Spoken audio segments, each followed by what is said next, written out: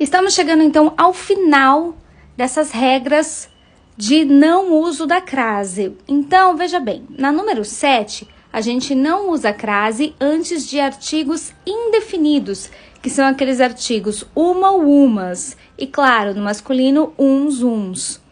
Exemplo, a menina vai a uma reunião. Então aqui, por que a gente não usa crase? Porque esse a, vai a, ele é a preposição do verbo ir. E aí, para a gente ter crase, a gente já falou e repetiu inúmeras vezes que crase é a união da preposição a com o artigo a. Aqui a gente não tem o artigo a, a gente tem o artigo uma, por isso não há crase.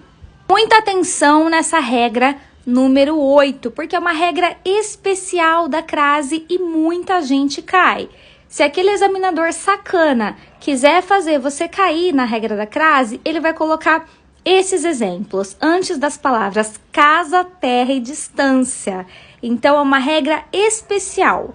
Voltei a casa, voltei à terra, graduação à distância, não à crase. Então, é isso que faz da crase, como eu havia dito desde o início, lá na parte 1 desse vídeo, que faz da crase um assunto difícil, né? Porque a gente tem as regras lá para crase obrigatória, crase facultativa, o não uso da crase, e aí a gente se depara com 3 palavrinhas que você tem que saber que com essas palavras especificamente pode ter um verbo, pode ter ali a necessidade de uma preposição com artigo, mas com essas 3 palavras não tem crase.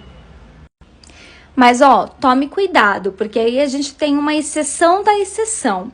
Se você usar um determinante junto com essas 3 palavras, nesse caso, haverá crase. O que é determinante? É uma palavra que vai dar uma característica a essas 3 palavras. Vamos ao exemplo. Voltei a casa. Então, se eu colocar, voltei à casa dos meus pais, voltei à casa rosa, eu estou caracterizando a casa, é um determinante.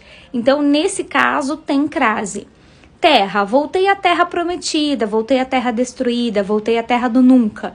Também está caracterizando terra, então, há crase. Observei-a à distância, observei-a à distância de 2 metros, observei a distância certa, também está determinando, então, há crase.